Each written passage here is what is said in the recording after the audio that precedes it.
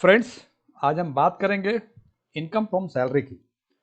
Income from salary में salary के basically दो पार्ट हैं, एक एक्टिव सर्विस वाली सैलरी, एक पोस्ट रिटायरमेंट सैलरी। तो आज के वीडियो में बात करेंगे हम एक्टिव सर्विस वाली सैलरी की। तो पहले ये देख लें कि सैलरी का मतलब क्या होता है। सैलरी इनकम किसको बोलते हैं? तो salary income is a remuneration paid by the employer to the employee for the services rendered for a certain period of time. ये बोलते हैं कि जो रेम्यूनरेशन एम्प्लॉयर एम्प्लॉय को देता है for the services of the employee, that would come under salary income. It means the relation between the receiver of the remuneration or who pays the remuneration must exist as an employer and employee or master and servant. If anybody receives the remuneration from anybody but there is no relationship as employer and employee, then that income would come income from other source. सीधे साधे शब्दों में जो remuneration employer employ को देता है उसकी service के देने के कारण उसको सैलरी इनकम बोलते हैं। इसका मतलब कि रेम्यूनरेशन पाने वाला और रेम्यूनरेशन देने वाला दोनों के बीच एम्प्लॉयर एम्प्लॉय का रिलेशनशिप होना चाहिए, और यदि ऐसा रिलेशनशिप नहीं है तो वो जो इनकम होगा वो इनकम फ्रॉम अदर सोर्स कहलाएगा। कुछ बातें ध्यान रखनी होती हैं, हम कंफ्यूज करते हैं कि शायद ये इनकम सैलरी इनकम ही हो। तो there are few points. The first one is remuneration to employee director. Employee director को जो रेम्यूनरेशन मिलता है वो सैलरी इनकम कहलाएगा, लेकिन remuneration to non employee director जो मिलता है उसको इनकम फ्रॉम अदर सोर्स वाले कैटेगरी में आएगा। रेम्यूनरेशन टू वर्किंग पार्टनर, जो पार्टनरशिप फर्म है उसके जो पार्टनर्स हैं वो वर्किंग पार्टनर है कोई, उसको जो मिलता है remuneration, that would come under profit and gain from business and profession. और एमएलए एमपी एमएलसी को जो सैलरी मिलती है वो सैलरी आती है इनकम फ्रॉम अदर सोर्स वाले में। किसी लॉयर को आप एंगेज करते हैं और उसको जो रेम्यूनरेशन आप देते हैं, जो फी देते हैं, that fee would come under profit and gain from business employ. लेकिन यदि कोई लीगल एडवाइजर है कंपनी में, उसको जो रेम्यूनरेशन मिलता है वो उसकी सैलरी में आएगा। So there is very fundamental कि if the relationship exist as employer and employee, then any remuneration paid by the employer to employee will come under salary. If not, it would come either to income from other source or from PGBP. It depends on the situation. अब बात करते हैं कि due date salary की, because कि जब हम income tax या सैलरी इनकम कैलकुलेट करते हैं तो हमें ये पता होना चाहिए कि कोई सैलरी ड्यू डेट पे मिली है या एरियर मिली है या एडवांस मिली है। तो government and semi government employee का जो ड्यू डेट ऑफ सैलरी होता है वो first day of the next month होता है। First day of the next month मतलब मार्च की सैलरी, 31 मार्च की सैलरी 1 अप्रैल को ड्यू होगी। और यदि बैंक से नॉन गवर्नमेंट बॉडीज है उसकी जो ड्यू होती है वो होती है last day of the month. इसका मतलब यदि बैंक वालों को 1 अप्रैल को तनख्वाह मिलती है मार्च की, तो वो एरियर सैलरी होगी, और यदि गवर्नमेंट एम्प्लॉय को मिलता है तो वो ड्यू सैलरी होगी। तो देखते हैं कंपोनेंट सैलरी में क्या क्या होता है। एक होता है बेसिक सैलरी, एक होता है अलाउंसेस, एक होता है परक्विजिट्स, और एक होता है profit in lieu of salary. बात करते हैं हम इसके फॉर्मेट, देखिए कैसे कैलकुलेट करते हैं। बेसिक सैलरी में से अलाउंसेस ऐड कर देंगे, परक्विजिट्स भी ऐड कर देंगे, profit in lieu of salary भी ऐड कर देंगे। उसके बाद जो आएगा वो सैलरी इनकम होगा, उसमें से लेस कर देंगे standard deduction, entertainment allowance, professional tax. उसके बाद जो आएगा वो इनकम फ्रॉम सैलरी होगा। और यदि इसको फॉर्मूला के रूप में यदि देखें हम, तो salary is equal to basic salary plus allowances plus perquisites plus profit in lieu of salary, and net salary would be salary minus entertainment allowance plus professional employment tax. तो यहां हम देखते हैं कई चीजें आती हैं। बेसिक सैलरी आती है, इसमें क्या होगा, अलाउंसेस में क्या होगा, परक्विजिट्स में क्या होगा, profit in lieu of salary में क्या आएगा, और जो लेस करना है standard deduction, entertainment allowance and professional allowance, इसमें क्या होगा। इसकी एक एक बातें हम आगे करते हैं। पहले ये देख लें, सेक्शन 15 बोलता है कि सैलरी के किस इनकम पे इनकम टैक्स लगेगा, which part of the salary income is chargeable to income tax. It says any salary paid means on due date, any arrear salary paid, it means it was due before but it has been paid today, and any advance salary paid means it is paid before the due date। हालांकि any advance salary paid जो है normally कम होता है, लेकिन Covid के time में देखा गया कि कुछ कंपनियां अपने एम्प्लॉय को एडवांस सैलरी भी दिए थे, और ये सारे रेमुनरेशन जो है, सारी सैलरी जो है, it may be from current employer और इवन फॉर्मर एम्प्लॉयर ऑल्सो। अब बात करते हैं, हमने क्या बातें की, सैलरी, हमने बातें की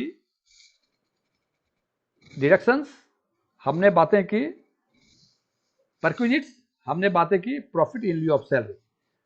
पहले देख लें कि डिडक्शंस में क्या होता है। Deduction shall be computed after making the following deductions. The first deduction is standard deduction, जो कि फाइनेंस एक्ट 2018 में रिसेंटली आया है। इसके पहले भी ये डिडक्शंस थे, लेकिन बीच में ये बंद हो गए थे। इसके लिमिट है ग्रॉस सैलरी और 50,000 विच एवर इज लेस। अब इंटरटेनमेंट अलाउंस यदि गवर्नमेंट एम्प्लॉय है तो इन तीन में से जो भी कम होंगे वो entertainment allowance part of the salary होगा, and that is actual amount received और 1/5 ऑफ द सैलरी और 5,000 whichever is less, that amount would be included in salary. Again, the professional tax allowed to both government and non-government employee, इसमें कोई limits नहीं है, जो भी वो देते हैं that would be the part of the salary। अब देखिए, हमने अभी तक सैलरी और बेसिक सैलरी की बातें नहीं की, हमने बात कर ली डिडक्शंस की, हमने बात कर ली एंटरटेनमेंट अलाउंस की, हमने बात कर ली प्रोफेशनल टैक्स की। हमने सैलरी या बेसिक सैलरी की बातें नहीं की। तो हम देखेंगे सैलरी और बेसिक सैलरी में क्या क्या चीज इंक्लूड होती है। हमने बताया था आपको कि सैलरी कैलकुलेट करने के लिए basic salary plus allowances, profit in lieu of service and perquisites, ये चार चीज जोड़ के सैलरी होती थी।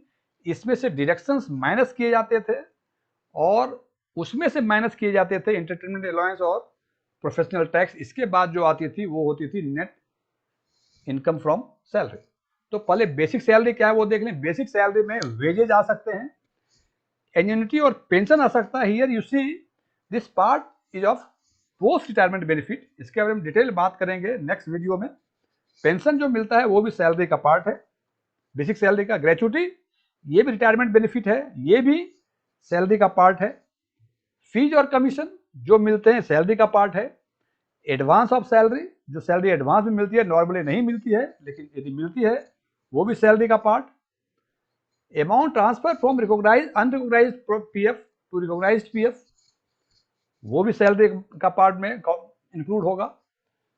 एम्प्लॉयर ने कोई रिकॉग्नाइज प्रोविडेंट फंड में in excess of prescribed limit कोई कंट्रीब्यूट किया, जैसे मान लीजिए 12% प्रेस्क्राइब्ड है, कोई एम्प्लॉयर 15% कंट्रीब्यूट कर रहा है towards recognised fund of an employee, तो then 3% would be the part of the salary, ये सैलरी इनकम में इंक्लूड होगा।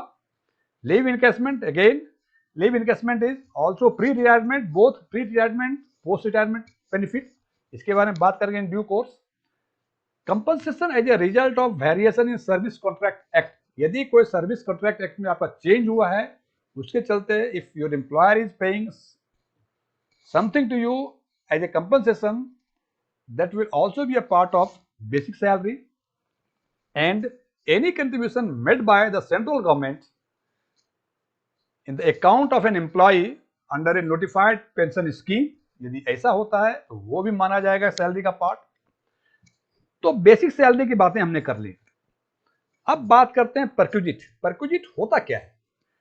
परक्विजिट एक कैजुअल एमोल्यूमेंट है जो कि अटैच होता है एम्प्लॉय के पोजीशन पे, उनके डेजिग्नेशन पे, in addition to the regular salary और वेजेस। रेगुलर सैलरी वेजेस के अलावे जो उसके पोजीशन के हिसाब से एडिशनल बेनिफिट या कैजुअल इन्वॉल्वमेंट मिलता है, that come under the definition of perquisite under section 17 subsection 2 of the income tax act. ये क्या क्या हो सकता है? ये हो सकता है रेंट फ्री एकोमोडेशन और कॉन्सेशनल एकोमोडेशन, ये हो सकता है कोई बेनिफिट कॉन्सेशनल रेट पे मिलता हो, ये हो सकता है स्वीट इक्विटी या सुसाइड सिक्योरिटी आपको इशू किया गया हो, दिया गया हो, ये हो सकता है एनी अदर फ्रिंज बेनिफिट, ये हो सकता है। अब देखिए, अब हमने बातें कर ली बेसिक सैलरी की, हमने बातें कर ली परक्विजिट की, अब हम बात कर रहे हैं profit in lieu of salary that comes under, that has been defined under section 17 and subsection 3 of Income Tax Act. This is in lieu of or in addition to salary or wages. Salary के अलावे जो आपको मिलते हैं उसे profit in lieu of salary बोलते हैं। जैसे टर्मिनल कंपनसेशन, वीआरएस दे दिया या टर्मिनेट कर दिया आपको, तो उसमें जो कंपनसेशन दिया, that would come profit in lieu of salary and would be the part of salary as a whole. Payment under key man insurance policy, जो हायर पोजीशन में किसी कंपनी में होते हैं उसकी कंपनी की में इंश्योरेंस पॉलिसी कराती है, यदि ऐसी भी कराती है उसका premium would be the part of salary. Any amount due और रिसीव्ड बिफोर ज्वाइनिंग और आफ्टर सीजेशन ऑफ सर्विस, या तो अर्ली ज्वाइनिंग इंसेंटिव या अर्ली टर्मिनेशन कंपनसेशन जो देती है कंपनियां employer, that amount would also come under profit in lieu of salary. लेकिन कुछ ऐसी आइटम्स हैं जो हमें लगता है कि ये profit in lieu of salary है, बेसिकली वो profit in lieu of salary है भी, लेकिन उसी एक्सटेंट तक है जिस एक्सटेंट तक उसमें एग्जम्पशंस ना मिलता हो। इसका मतलब जिस अमाउंट तक उसमें उस हेड्स में एग्जम्पशंस मिलता हो वो amount profit in lieu of salary नहीं होगा, मीन्स वो इंक्लूड नहीं होगा सैलरी में। उसके ऊपर यदि कुछ मिलता है तो that would be the part of the salary, मतलब that would be the profit in lieu of salary. पहला है डेथ कम रिटायरमेंट ग्रेच्युटी, इसमें डिडक्शंस हैं, एग्जम्पशंस हैं, वो बात करेंगे हम दूसरे वीडियो में। पोस्ट रिटायरमेंट बेनिफिट जब बात करेंगे उसी का पार्ट है ये। Committed value of pension, it is also a part of post retirement benefit, इसके बारे में बात करेंगे। रिट्रेसमेंट कंपनसेशन कुछ मिलता है, ये भी बात करेंगे, इसमें भी कुछ एग्जम्पशंस हैं। मैं फिर रिपीट कर रहा हूं, जितने अमाउंट पे एग्जम्पशंस हैं वो amount of this item would not come under profit in lieu of salary, but beyond that extent that amount would come under profit in lieu of salary. Payment received from a statutory provident fund, ये भी होगा part profit in lieu of salary का। Payment receive from recognised provident fund, ये भी होगा part profit in lieu of salary का। Any payment from an approved superannuation fund, ये भी पार्ट होगा। एचआरए वेरी पॉपुलर अलाउंसेस, ये भी पार्ट होगा। हमने बातें कर ली सैलरी की, हमने बातें कर ली डिडक्शंस की, हमने बातें कर ली सैलरी की, हमने बातें कर ली परक्विजिट्स की, हमने बातें कर ली profit in lieu of salary की। अब बातें करेंगे अलाउंसेस की। इसके पहले बातें की थी हमने डिडक्शंस की, इंटरटेनमेंट अलाउंस की एंड प्रोफेशनल टैक्सेस की। अब बात करते हैं अलाउंसेस में। ये एलाउंसेस में अगेन रिपीट कर रहा हूं कि ये एलाउंसेस जो लिखा है हमने लिस्ट किया हुआ है, ये फाइनल लिस्ट नहीं है, it is just an illustration, exhaustive list ये नहीं है। HRA, child education allowance, hostel expenditure allowance, transport allowance, ये सारे अलायंसेस भी सैलरी के पार्ट होंगे।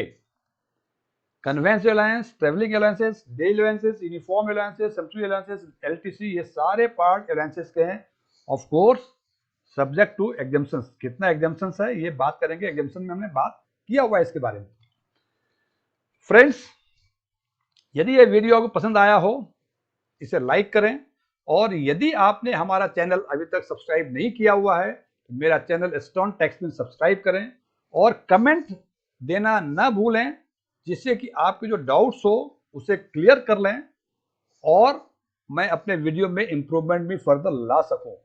मेरे डिस्क्रिप्शन बॉक्स में हमने कैपिटल गेन की सारी चर्चाएं कर ली हैं, इसमें वो दी हुई है। आप उसके बारे में कुछ देखना चाहते हैं तो हमारे डिस्क्रिप्शन बॉक्स में जाएं और लिंक पर क्लिक करें, आपको वो सारी सूचनाएं मिल जाएंगी। Thank you, good day.